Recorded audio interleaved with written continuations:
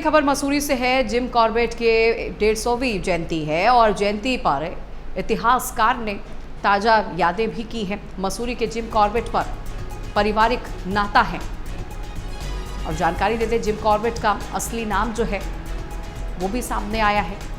Edward Jim Corbett था।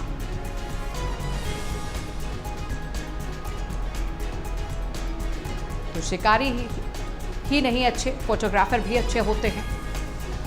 अब भारत में प्रसिद्ध शिकारी से वन जीव रक्षक बनने जिम कॉर्बेट की 150वीं जयंती आज है, जहां जिम कॉर्बेट का मसूरी से गहरा नाता है, जिसको लेकर इतिहासकार गोपाल भारद्वाज ने बताया है कि जिम का मसूरी से गहरा नाता रहा है और यही उनके माता पिता की शादी भी हुई थी।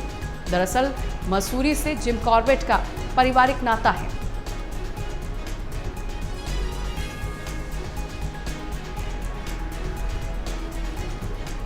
ये बड़ी जानकारी आपकी टीवी स्क्रीन पर। जिम कॉर्बेट की 150वीं जयंती आज है। जयंती पर इतिहासकार ने ताजा की है यादें। मसूरी के जिम कॉर्बेट का पारिवारिक नाता रहा है। ये तस्वीरें आपकी टीवी स्क्रीन पर, बेहद खूबसूरत तस्वीरें हम आपको दिखा रहे हैं। मसूरी से देखिए जिम कॉर्बेट का काफी गहरा नाता भी है। जयंती पर इतिहासकार ने सभी यादों को एक बार फिर से ताजा कर दिया है और साफ तौर पर उन्होंने कहा है कि मसूरी से जिम कॉर्बेट का गहरा नाता है। और देखिए ये तस्वीरें भी हम आपको दिखा रहे हैं।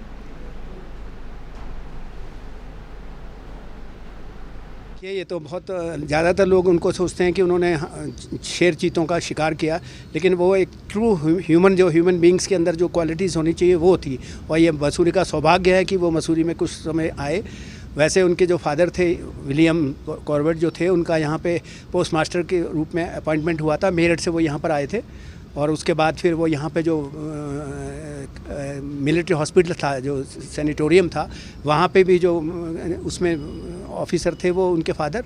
और उनकी दूसरी जो सेकंड मैरिज जॉन से हुई है वो लाल टिब्बे में, जो हमारे मसूरी में सेंट पॉल्स चर्च है, वहाँ पे उनकी दूसरी शादी 1859 में हुई है। उससे पहले भी एक शादी हो चुकी थी और उनका जन्म मेरठ में हुआ था। मेरठ से वो मसूरी में as a post master posted हुए थे। और फिर उसके बाद 1859 में उनका ट्रांसफ़र नैनीताल हो गया था और उस ज़माने में 1 महीना मसूरी से उनको वहाँ नैनीताल जाने में लगा था। और 1875 में जिम कॉर्बेट का जन्म हुआ वहाँ पे नैनीताल में ही, काला ढूंगी में। और उसके बाद वो फिर 2 बहनें और 2 भाई थे, तो वहीं उनका ज़्यादातर जीवन बीता। उन्होंने बहुत ज़्यादा किताबें लिखी, आर्मी में भी गए, वो आर्मी में रहे, रेलवे में भी रहे।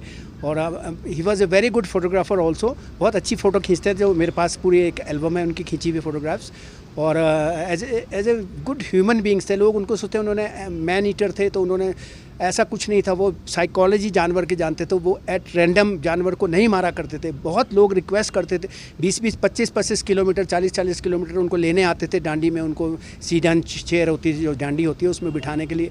Man eater of Kumaon, man eater of Rudraprayag, man eater of Talladesh, ऐसी कई किताबें।